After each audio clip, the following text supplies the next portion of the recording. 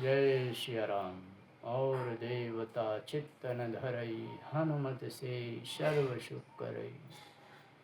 स्वागत है आप सभी लोगों का हमारे YouTube चैनल श्री हनुमत धाम में। मैं शशिकांत शुक्ला लेकर के उपस्थित हमेशा की तरह एक बेहद ही महत्वपूर्ण, भक्ति से भरा, ज्ञान से भरा, जानकारी से भरा आप सभी के लिए आज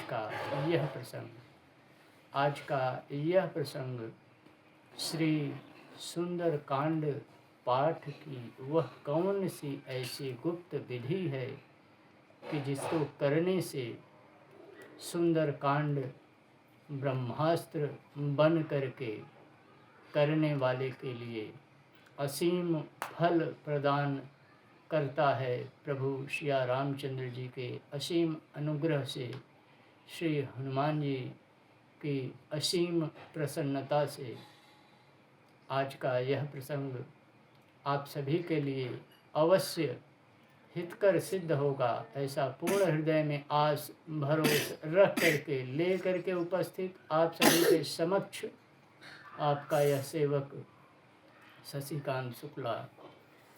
प्रसंग पर आगे बढ़ने से पहले करबद्ध निवेदन, प्रसंग उत्तम लगे, हितकर लगे, अवश्य वीडियो को लाइक कीजिएगा, शेयर कीजिएगा। आइए चलते हैं आज के प्रसंग पर। जीवन में समस्त प्रकार के सुख और शांति के लिए नाना प्रकार के विविध उपाय किए जाते हैं। जप तप पूजा पाठ अनुष्ठान भी किए जाते हैं। श्री हनुमान जी बाबा की शरण भी ली जाती है। श्री हनुमान जी किस प्रकार से सहाय हो करके अपनी समस्त कृपा अपने चरण शरण में आन पड़े, अपने उस सेवक को प्रदान करें कि उसके जीवन में जो समस्या, जो संकट चल रहे हैं, उसका समाधान उसको श्री हनुमान जी की कृपा से, श्री सुंदरकांड के पाठ के असीम फल से उसको प्राप्त हो। क्षमा कीजिएगा, सेहत कुछ मौसम के वजह से, तो किसी भी दिन इसमें दिन नहीं लिया जाता है। जिस भी दिन मन में भाव आ जाए कि आज मुझे सुंदरकांड करना है, वहीं दिन शुभ हो जाएगा, वहीं तिथि शुभ हो जाएगी।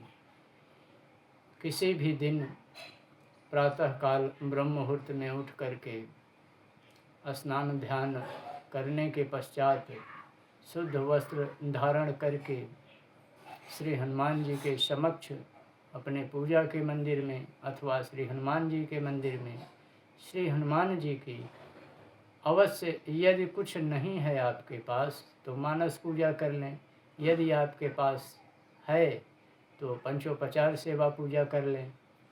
सेवा पूजा करने के पश्चात श्री हनुमान जी के समक्ष ही हाथ में जल लेकर के संकल्प ले लें कि हे श्री हनुमान जी, आपकी कृपा पाने के लिए श्री सुंदरकांड का पाठ आज आपका यह सेवक आपके शरण में करेगा।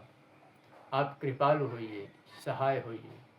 नाम, माता का नाम, पिताजी का नाम, गोत्र का नाम, स्थान का नाम आप ले सकते हैं। संकल्प प्रातःकाल होगा, पंचोपचार सेवा पूजा भी प्रातःकाल ही होगी। अब दिन भर जो है आपको उस दिन कम बोलना है, बहुत आवश्यक हो तभी आपको बोलना है। मन में सीताराम नाम का दिन भर आपको जप करते रहना है। और जब रात्रि 10 बज जाए तब आहार में आप कुछ भी ले सकते हैं, और आहार सात्विक हो, शुद्ध हो, अपने घर का हो, कहीं बाहर का नहीं खाना पीना कुछ है। आप व्रत भी रख सकते हैं उस दिन, जिस दिन यह संकल्प आप लेंगे सुंदरकांड के गुप्त पाठ का।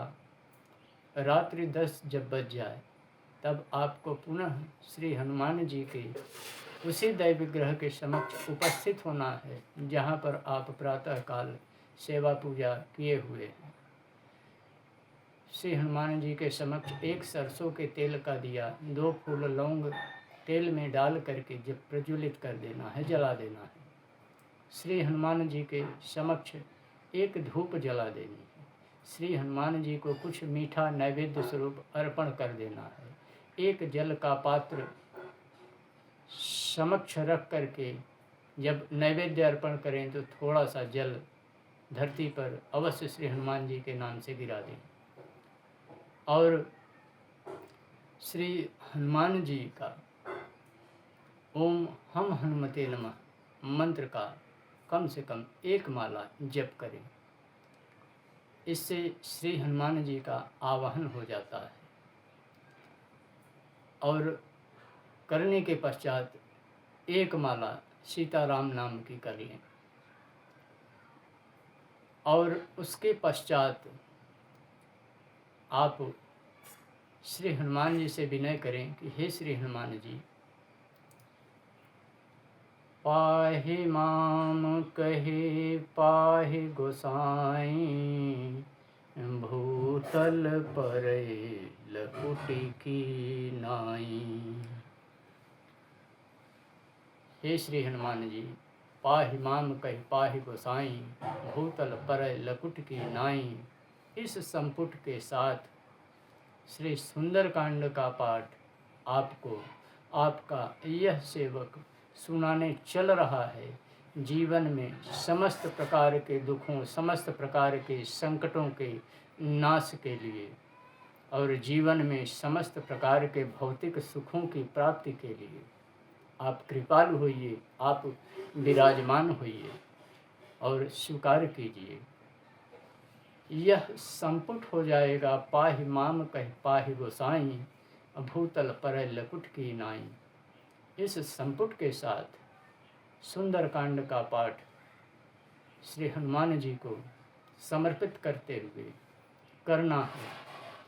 जब सुंदरकांड पूर्ण हो जाए पुनः सीताराम नाम की 1 माला होगी और ओम हम हनुमते नमः मंत्र का 1 माला पुनः जाप होगा।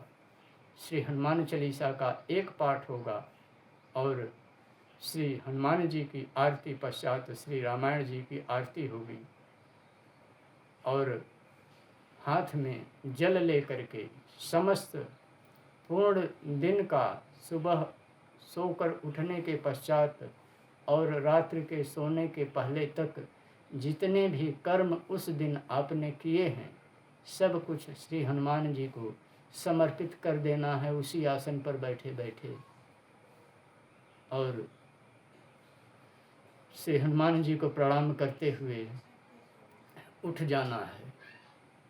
और यह जब गुप्त जो विधि है पाठ की, इसके करने के पश्चात अगले दिन यदि कुछ नया हो जाए जीवन में तो इसको अवश्य 7 बार अवश्य करना चाहिए। आशा और विश्वास से ही यह प्रसंग अवश्य आपके लिए हितकर सिद्ध होगा। दीजिए इस प्रसंग को यहीं पर विराम देने की अनुमति। मिलते हैं पुनः अगले प्रसंग में एक नए वीडियो के साथ। तब तक के लिए जय श्री राम।